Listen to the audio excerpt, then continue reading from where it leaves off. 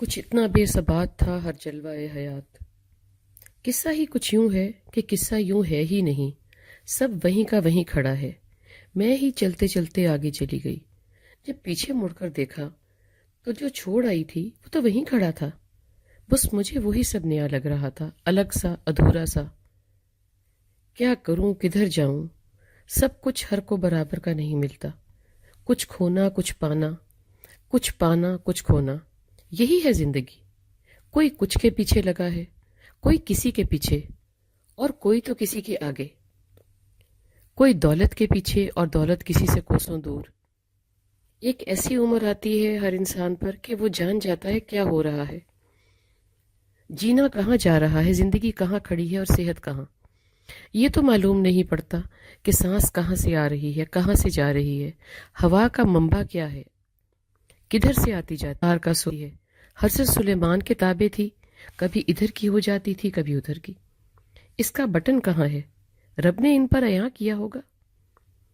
زندگی کی کسی بھی تار کا سر کہاں ہے، کچھ سجائی نہیں دیتا۔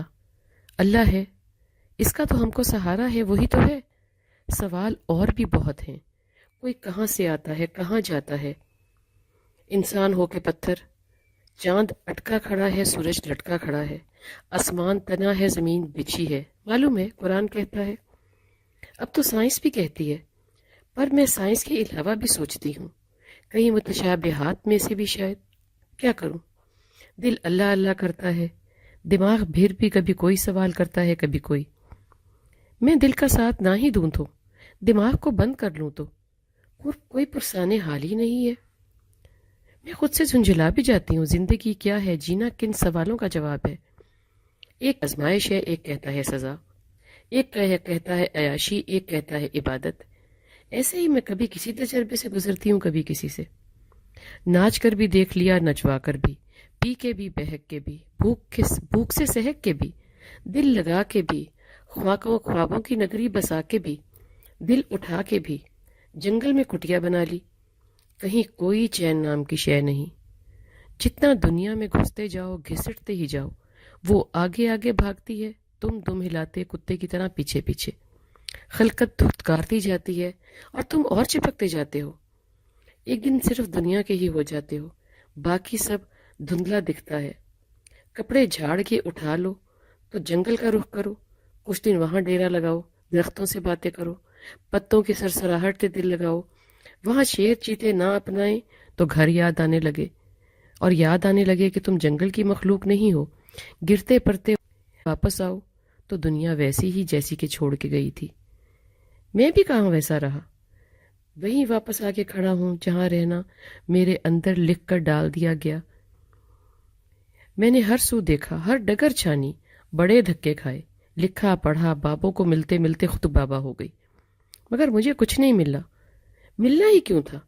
لوگوں کے پاس جو میرے لیے ہے، اگر کہ ہے، تو وہ اس کے بعد ہے کہ میں خود کے لیے خود کے ساتھ کتنا کام کروں، خود کو کسی مقام پر پہنچاؤں۔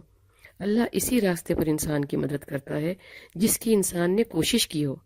میں اگر زندگی کو دنیا دیتی ہوں تو دنیا ملے گی، اگر آخرت رخی زندگی مانگتی ہوں تو دنیا تو ملے گی ہی، اس لیے کہ دنیا اللہ نے میرے لیے بنائی ہے۔ اس فکر پہ مجھے آخرت میں اللہ کی رضا بھی ملے گی۔ ہر جلوہ حیات اس لیے ہی بے ثبات ہے کہ میں ثبات کہاں سے چاہتی ہوں اور کیا چاہتی ہوں۔ ثبات کیا ہے؟ ثبات کے ہجے یا معنی نہیں بتانے پوچھنے۔ حیات کے حوالے سے ثبات کیا ہے؟ اللہ کے حوالے سے، رجوع اور آخرت کے حوالے سے۔ سفر ہے کہ دنیا کی کائنات کی ہر شے فانی ہے، سب بے ثبات ہے، مگر اس بے ثبات حیات کو میں کیسے نتیجہ خیر بنا سکتی ہوں؟ یوم الدین کے لیے تو معلوم پڑا کہ قصہ وہ ہے ہی نہیں جو ہم ڈال کر کھڑے ہیں۔ مضبوط ہڈ کڑ اور سفید سر کے ساتھ اب کھڑے سوچتے ہیں کہ کیا کریں، کدھر جائیں۔ یہ سب اس لیے سوچنا پڑتا ہے کہ ہم بہت دور آ جاتے ہیں۔ آنکھ کھلتے ہی احکامات کا اور دنیا کی بے ثباتی کا سبق پڑا ہو تو متعدد راستوں پر میں خود کو کھڑا ہی نہیں پاتی۔ آج بھی وہی حال ہے 1500 سال کے بعد۔ میں کیا کروں، کیسے سے عادتیں چھوڑوں، کیسے عیاشیاں چھوڑوں؟ جس زندگی کی آنکھ بند ہونے والی ہے تو خیال آتا ہے کہ یہ مکڑی کے جالے کو خود کا سب سے مضبوط گھر میں سمجھ بیٹھی. اب بے ثباتی کے سمندر میں ڈوبی کھڑی ہوں، کہاں جاؤں؟ اب زندگی مستقبل کا صیغہ ہوئے جاتی ہے. اب کچھ تو عقل کروں خدا را.